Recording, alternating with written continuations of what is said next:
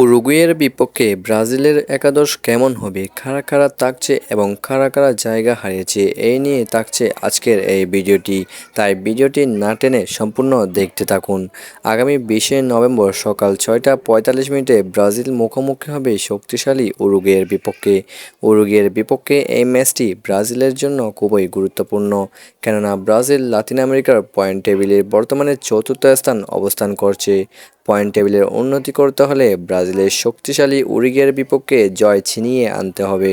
উরুগুয়ের বিপক্ষে জয়ের লক্ষ্যে ডরিবাল জুনিয়র স্কোয়াড ঘোষণা করেছে। ডরিবাল জুনিয়রের এই স্কোয়াডে গোলকিপার হিসেবে থাকছেন ম্যানচেস্টার সিটির এডারসন মোরেস, ডিফেন্ডার হিসেবে থাকছেন মার্কুইনহোস এবং গ্যাব্রিয়েল ম্যাগালহাস, রাইট ব্যাক হিসেবে থাকছেন দানিলো এবং লেফট ব্যাক হিসেবে থাকবেন আবনার।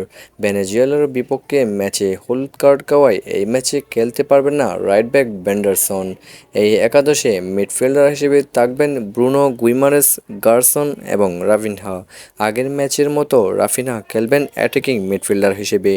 ডরিবালের এই একাদশে বরাবরের মতো রাইট উইং হিসেবে খেলবেন ভিনিসিয়াস এবং লেফট উইঙ্গার হিসেবে থাকবেন সাবিনহো এবং স্ট্রাইকার হিসেবে খেলবেন ইগোর জেসুস। উরুগুয়ের বিপক্ষে এই ম্যাচে ডরিবাল জুনিয়র সাবস্টিটিউট প্লেয়ার হিসেবে নামাবেন Lucas Paqueta, Andreas Pereira, Gabriel Martinelli, Estevao এবং লুইস হেনরিককে। তো বন্ধুরা, আপনাদের কাছে কি মনে হয় ব্রাজিলের এই একাদশটি কেমন হয়েছে এবং ব্রাজিল কি এই একাদশটি নিয়ে শক্তিশালী উরুগুয়ের বিপক্ষে জয় ছিনিয়ে নিয়ে পয়েন্ট টেবিলের শীর্ষে উঠতে পারবে, তা কমেন্টের মাধ্যমে জানিয়ে দিন। আর আপনি যদি আমাদের চ্যানেলে নতুন হয়ে থাকেন, চ্যানেলটিকে এক্ষুনি সাবস্ক্রাইব করে পাশে থাকবেন।